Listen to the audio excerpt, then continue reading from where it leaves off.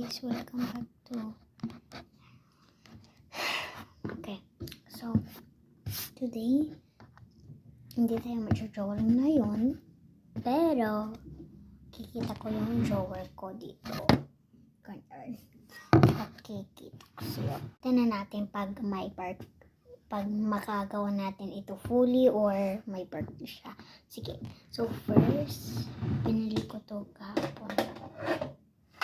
Ito. Pinili ko. May laman siya. Yung stickers yung binili ko. Alam mo ako, gusto ko stitch. Kaya, bumili ako ng stickers. Nakita ko sa Dollarama. Kaya, sabi ko, binili ko na to. Ibigyan ko din yung ate ko. Alam mo, gusto siya din na stitch. Gusto ko din na stitch. Kaya, binigay ko siya yung gusto niya. Kaya, ito. Ito, kapatid niya yata yung sila kapatid sila. O ganyan siya. Tapos si Ohana, ganito si Ohana. Guys, ganito si Ohana. Tapos yung si Stitch. Yun siya, guys, si Stitch. Kasama ko yung friend ko kahapon, pumunta sa Dollarama. Pumunta kami sa park. Tapos, kumain kami pizza.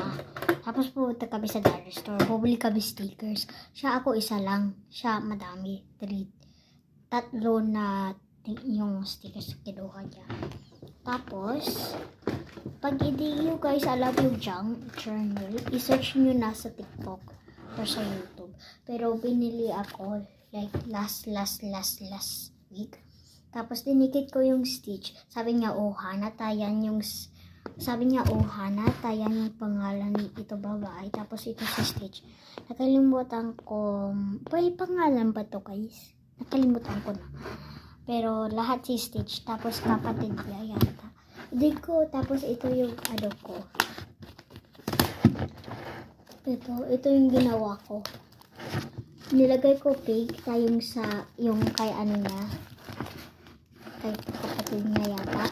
Tapos si Stitch na stickers. Nilagay ko pig, kapatid niya. Tapos ito yung para design na stickers. Yung dito. Okay, so like for part 2 guys. Nag-run out na ako sa time ko. 3 minutes lang. Like for part 2.